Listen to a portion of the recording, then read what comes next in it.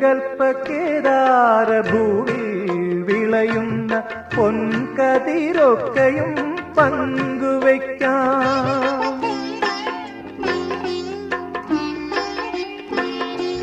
സങ്കൽപ്പക്കേദാരഭൂവിൽ വിളയുന്ന പൊൻകതിരൊക്കെയും പങ്കുവയ്ക്കാം.